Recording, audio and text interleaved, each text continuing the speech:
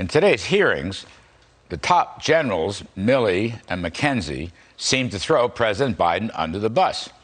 And to be honest with you, still, nobody knows who's left in Afghanistan. So we've got Senator Kevin Cramer of North Dakota, kind enough to come on.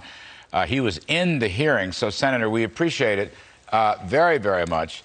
So as I'm reading this, I mean, you tell me, being in there, Milley and McKenzie basically say, we wanted 2,500 troops to remain. They gave that advice to the president. And the president, I don't know, he tells Stephanopoulos he never heard that advice. I mean, it's just kind of not a good story, sir. Well, you would think it's not, Larry. And thanks for having me. I just came, by the way, from the classified briefing that followed the 2 sessions of open hearings. So we're still learning about some details.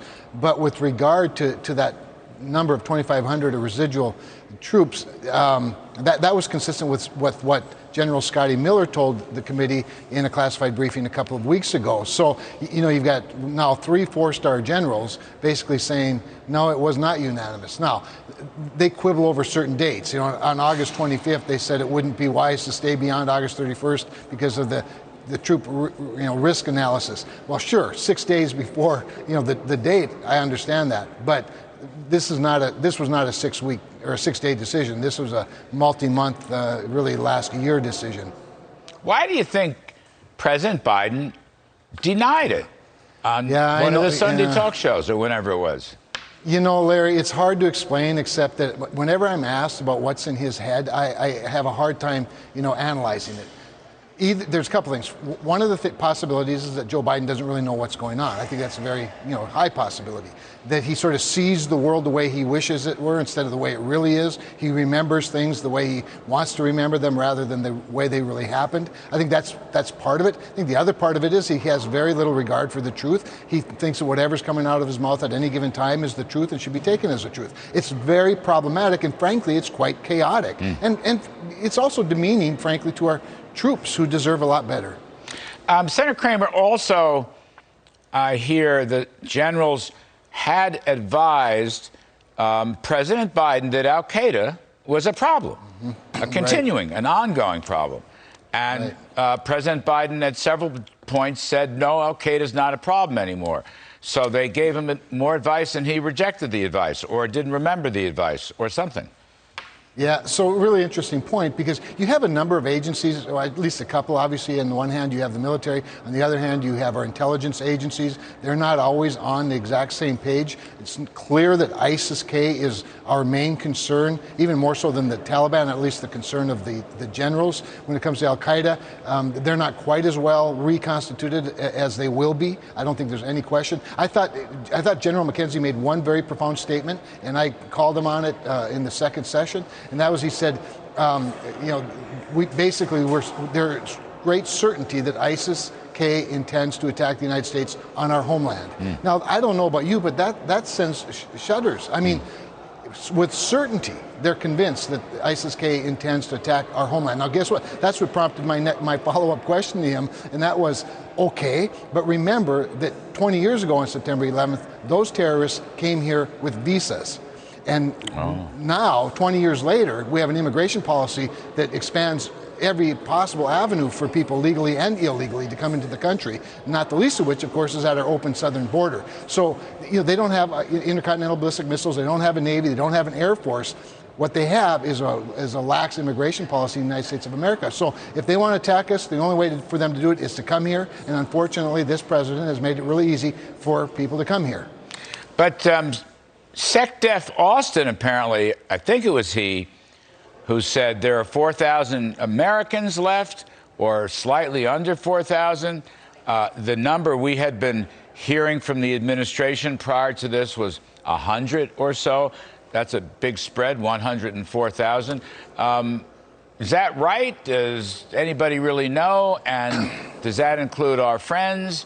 And Senator Cramer, let me just ask, I don't mean to have a long-winded question, but what about these 50 or 60,000 refugees who are here? Who are they, and where are they going? So they kept saying, and they keep bragging about the fact that this was the greatest airlift in history, 124,000 refugees. The problem, Larry, is they basically landed the planes, opened the doors, and as many people as could fill it up, they shut the door, and then they'd come to the United States. And now we have Afghani refugees at some of our military installations committing crimes against children, crimes against women, assault of female military personnel. So, yeah, where's the betting? And in the meantime, we leave at least hundreds of Americans and thousands of Afghan partners behind that have the credentials to have gotten on one of those airplanes. So again, it was chaos. It was unmitigated disaster, debacle. It was not an extraordinary success unless you're just going by the numbers as opposed to the right numbers, the right people. Well, nobody likes to criticize the U.S. military. It's a great institution. Without question. We always thank the soldiers, men and women, for their service, and that includes me. But I'm just saying this operation will not go down in history as a fabulously successful operation. And I think attempts by the military or the civilian leaders to paint it as successful is quite wrong-headed. It's very problematic, Larry, and I think it's sending the wrong message. I used the illustration from World War I where a German officer said of the British and the French, I've never seen such lions being led by such lambs. And that's a little bit how I feel we're looking right now. And I think somebody needs to step up and sort of set the record straight, and then have the courage to stand up on principle rather than just defend a president who's made a horrible decision, and frankly, one decision after the other. Senator Cramer, last question, sir. Appreciate your time, as always. Apparently, General Milley said to the hearing today under oath that all the national security people, this was still the Trump administration, knew of these phone calls to the Chinese generals. One general, General Lee, I guess his name was, their top guy. Right. One a few days before the election, and then the second one was, I think, a day after January 6th or January 7th. My intel, Kevin Cramer, I was there. I do. That is not the case. I mean, I have much admiration for General Milley's service. Right. I have some puzzlement over his behavior in the last 6 months, frankly. But in general, I think he's a remarkable man. But I can tell you, I mean, I'm not going to name names. It's not my role here. But I can tell you the senior national security people, DOD, National Security Council, President Trump, did not know he was calling the Chinese general. I'm sorry, they didn't know. Well, General Milley implied or stated that the actual Secretary of Defense at the time of the first call, Mark Esper, was that they actually talked about the call prior to making the call and collaborated on the call, and the same with the acting secretary on the second one. And so that's why we've asked for documentation to demonstrate all that. Who all was on the call?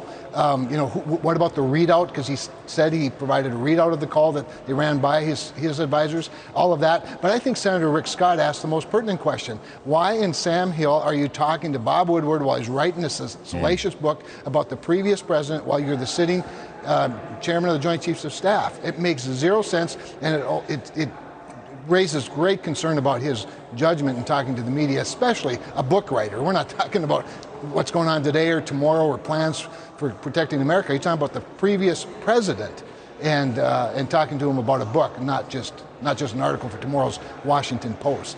The rumor mill, Senator, is that because of these unauthorized calls, if they were unauthorized. I mean, Chris Miller, who was the acting SecDef, has said publicly that he never consulted with Milley. And I can tell you some other national security officials who would give you the same view. I don't feel like putting them out there today, but I'm just saying, I know something about this. But let me ask you this. The rumor mill is saying that the Biden administration is going to throw Milley under the bus, force him to retire or fire him, and then they have some other people in mind for that position. You hear anything like that?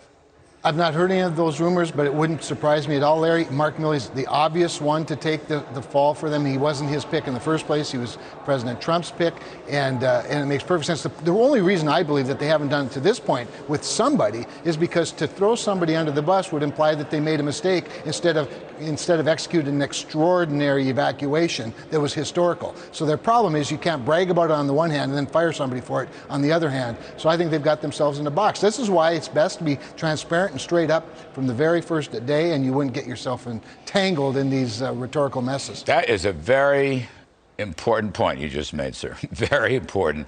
With your once in a while I hit one. Yeah. You know, with that, I was going to say your Midwest or Upper Midwest plain speaking logic. I think, Kevin Cramer, you just nailed it. Thank you, sir. That. I appreciate it. Thank you. See you soon. Always a pleasure, Larry. All right.